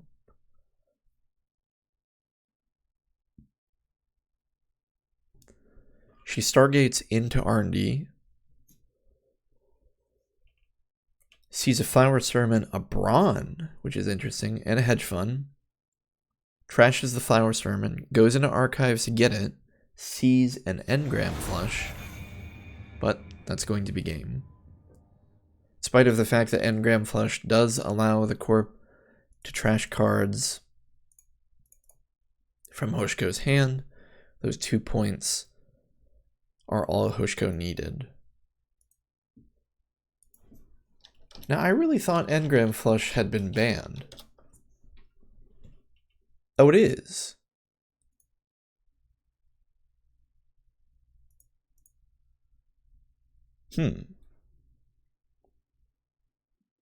So I don't know if that was a friendly game. I kind of understand, though, Hyobu has so few ways to force the runner to reveal their hand on the runner's turn. Engram Flush was printed as a support card for Hyobu, but Engram Flush was just bonkers powerful, far too powerful. Oh my goodness, is that Diogeny? He's on the NDB server.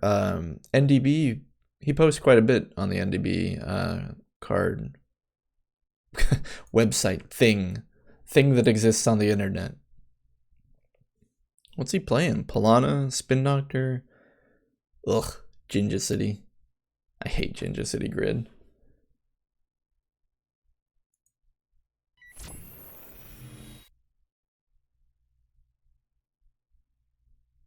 Looks like we're 7 turns deep into this, but it still kinda seems like anyone's game. Playing against another Smoke who has Networker set up, as well as Mantle, Penrose, After Image, but doesn't have that like critical mass of credits on Networker just yet.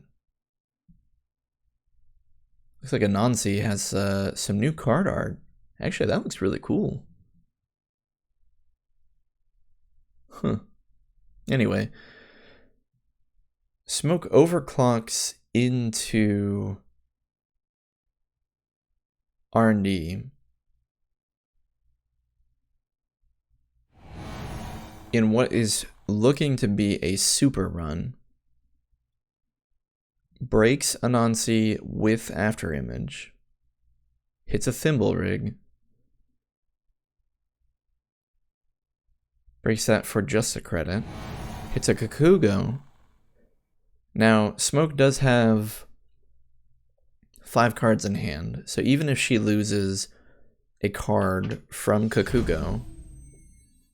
Oh, but she doesn't have a way to break it. Oh, must not have installed the Penrose this turn. That's a pity. Has to bounce when she hits the Kakugo.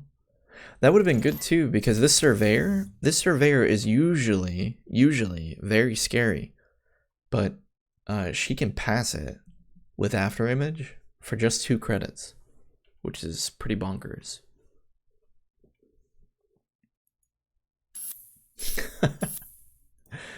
Looks like Diogenes has enabled a lot of alt card art here. I haven't seen that celebrity gift card art yet. That's pretty good.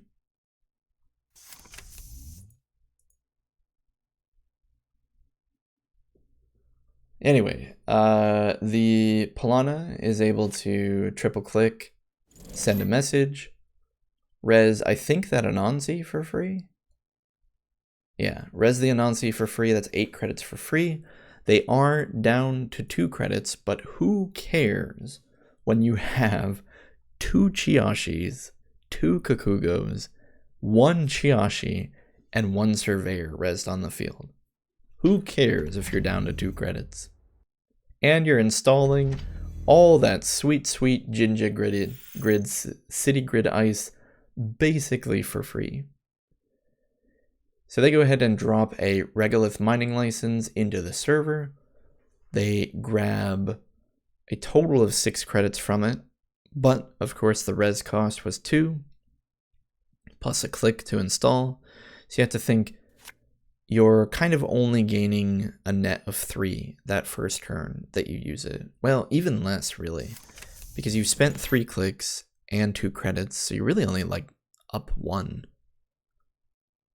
Anyway, Smoke is going to Out of the Ashes run R&D, which signifies that she's going to do a deep dive run. Polana, probably safe to have that Regolith mining license in there. I doubt Smoke's going to want to go in there and clear it out, especially because she'd have to get through the super server and pay an additional 3 credits.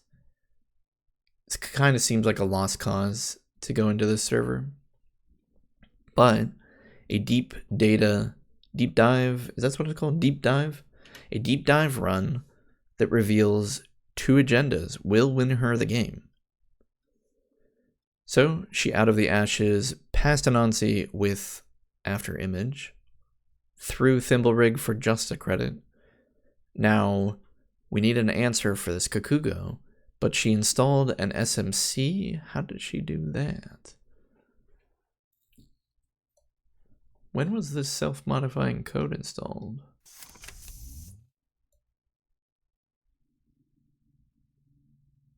How was it installed? Was it always there?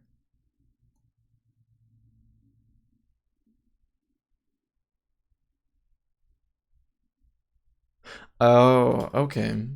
No, this is a manual play of Out of the Ashes. This is a manual use of Out of the Ashes in an attempt to get it into the bin. I missed that. So SMC was actually manually used. Oh, and that's painful. Having to spend 2 credits to find your paperclip when you're down to just 5 cards in the stack. That sucks. 2 credits to use the SMC to find it anyway. But paperclip has entered the table. She has her full suite. 4 cards in hand, only 5 credits, but Smoke can kind of finagle her credits in weird ways.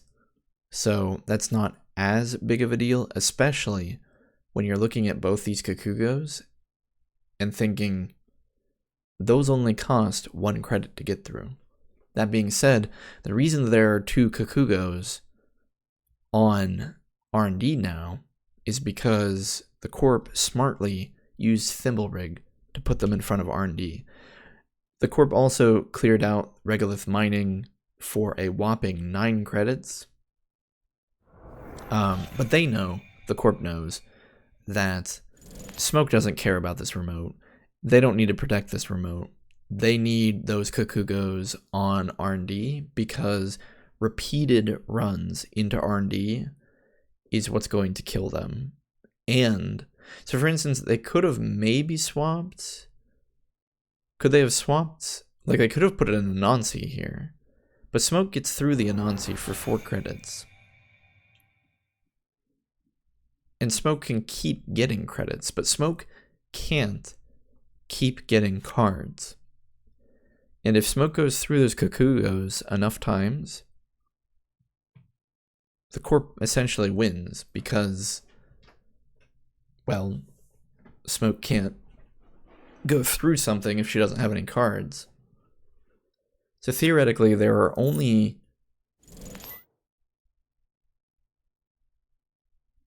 3 more times that Smoke can get into R&D right now.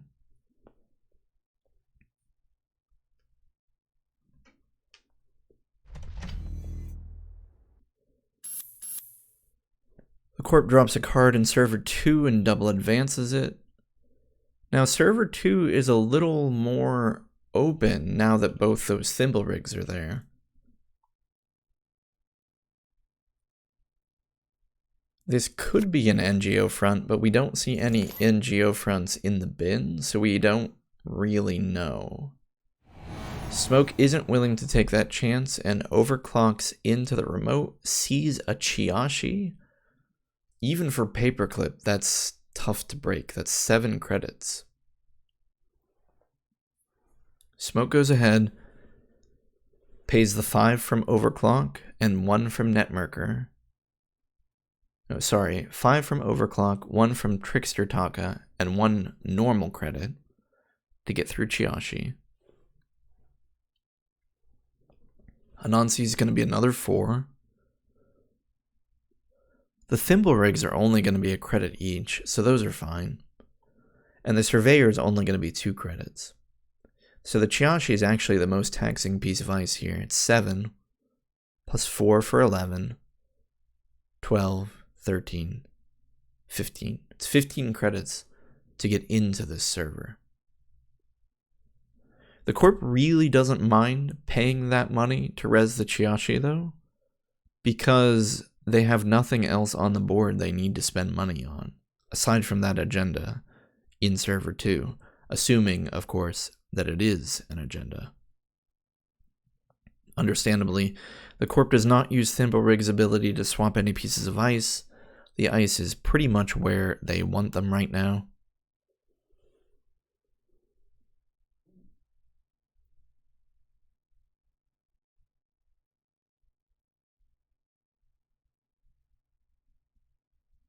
Now, if this is an agenda in Server 2, it doesn't mean that Smoke has won the game. They're only up to 4 points. Now, it could be a 3-pointer, but I doubt the Corp would be so risky as to drop a 3-pointer into that server. So it could be a sting, interestingly enough. Wait, what happened?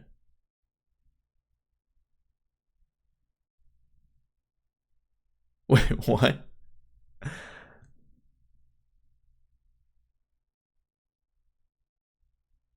It looks like the runner accidentally misclicked.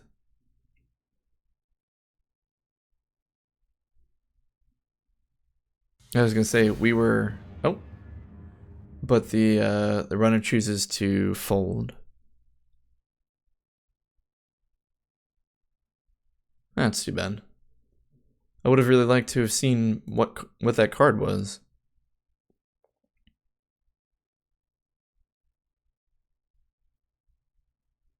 They're speaking in French, but I can pull bits and pieces out of this. Thanks for the game. Maybe we can feed this into Google Translate.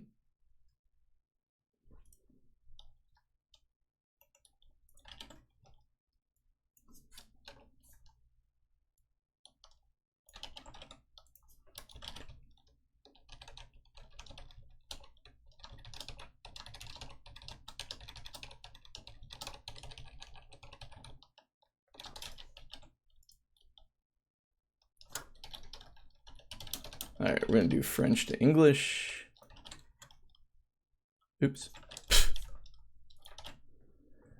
You would have won. Oh, was it one? Thank you. Yes, no need to redo. The run. Good game. You really pissed me off. Enjoy the game. See you next time. Wait. So Diogenes was saying that that the runner had won. So I guess it was a 3-pointer.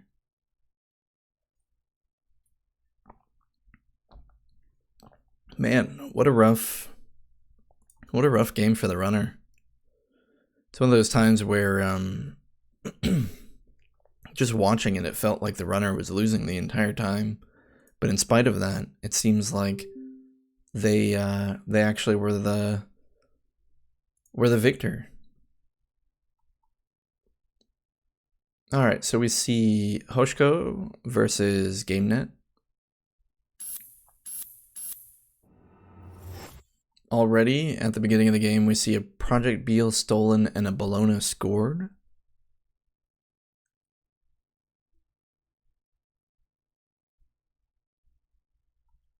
A Botulus is on a piece of ice protecting server 2, but there's another piece of ice in front of that, so Hoshko can't just go in.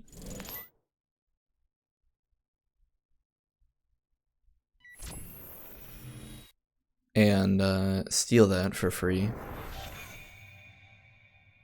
She runs R&D, sees a gold farmer, and trashes that. Now, hold up. I thought gold farmer was banned. I'm pretty sure gold farmer is no longer allowed in the game, but alright. Spin Doctor is used to put gold farmer and another Spin Doctor into R&D. Hoshko no longer has any imp tokens. They have plenty of money, though.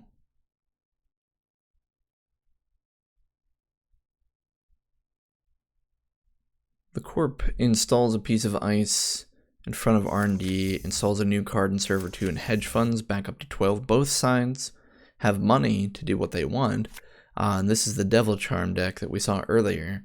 So Hoshko dropping that Devil Charm in preparation to drop the instant speed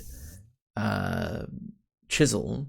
Gachapon can help with that instant speed Chisel install, but you need to get a little lucky and hope that the 6 cards you reveal with Gachapon show you a Chisel. Corp double advances the card in server 2 and puts a piece of ice in front of R&D, which is an interesting move. I wonder would they have rather overwritten the ice on R&D, or whether they're happy to keep those Botuluses stuck there? It doesn't mean much, though, because Hoshko can just use Simulchip to swap the positions of the Botulus as needed.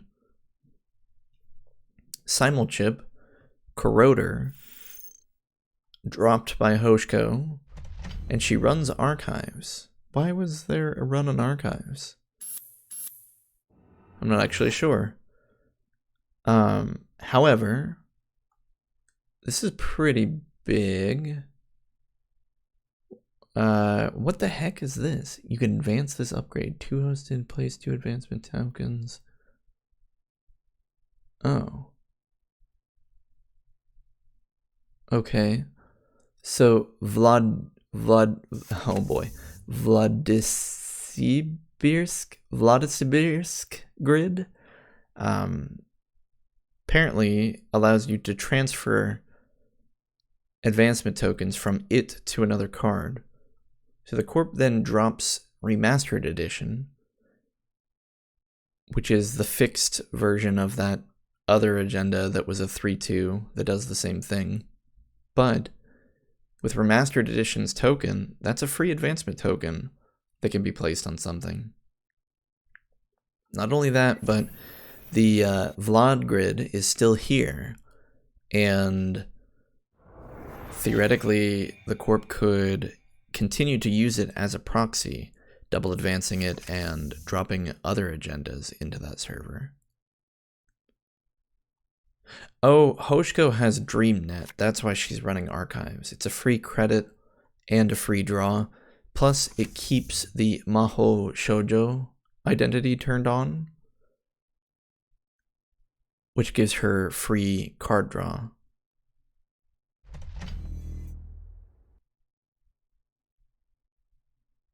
But she has to spend a click to do it. So in the end, it's kind of like clicking to draw 2 cards, sort of, because you get 1 from DreamNet and 1 from her ID ability, and you gain a credit from DreamNet and you lose a credit from her ID. So yeah, it's kind of like clicking once to draw 2 cards.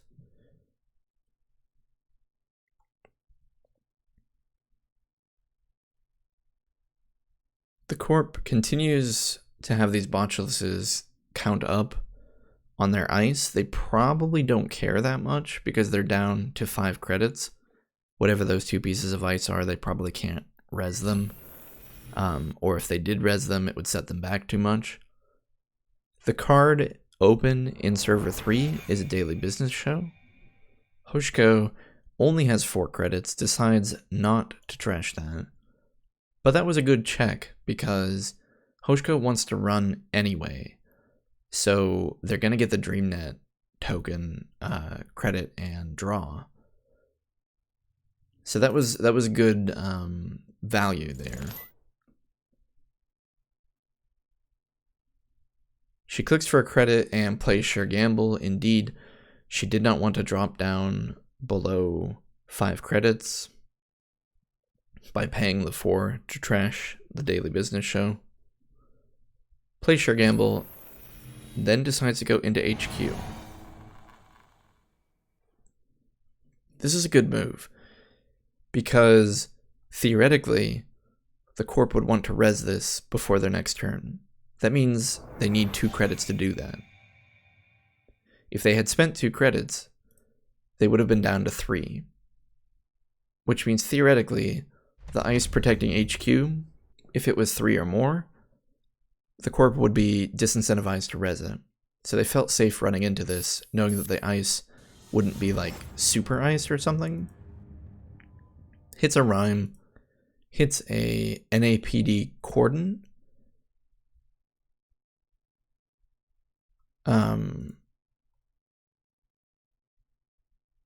Gave GameNet a bit of money because of Rhyme's ability to make the runner lose a credit, but it didn't matter because tomorrow's headline was fast advanced with the remastered token.